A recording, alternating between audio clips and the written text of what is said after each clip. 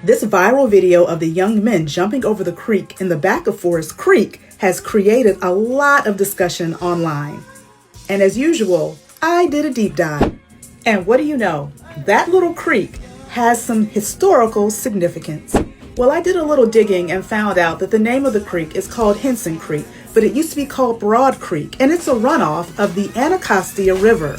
And that runoff of the Anacostia River stops right at Forest Creek Apartments, or better known as Regency Park Apartments. So if you follow that creek out of Forest Creek and all the way into what is now DC, you will get to the Anacostia River. So let's talk a little bit about the Anacostia River.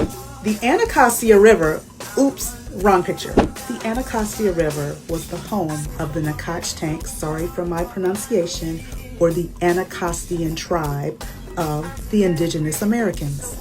They were expert fishers and traders, and they lived peacefully along the river from 1608 to 1930. I mean, the Anacostia was so clean and so plentiful with fish that even Captain John Smith, you know, this guy here who was all up in Pocahontas's face, he wrote about it. He was so impressed. And this is a picture of the Anacostians from 1915. Yeah, they look like they could be my cousins. Well, after the Europeans settled, they cleared the land. The area eroded and it became a dumping ground for trash and sewage. The water became toxic. You couldn't do a lot of good fishing there. And then the land was used for illegal duels. And duels is basically when two people would pew-pew each other because they needed to settle a beef. So that water caught a lot of bodies. And water holds memory. It holds energy. And it holds emotions.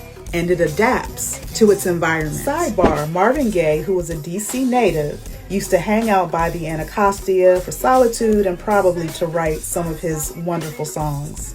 So Forest Creek definitely has a history. I used to live not too far from there. I had no idea that there was an actual creek running back there, but now that I know, I'm glad that I was able to research it and find a little bit of history that can let people know, especially ones who live around there, that there's some significance to that creek back there.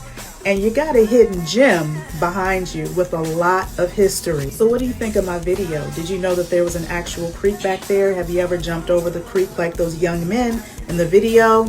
Let me know in the comments. Take care and bye-bye.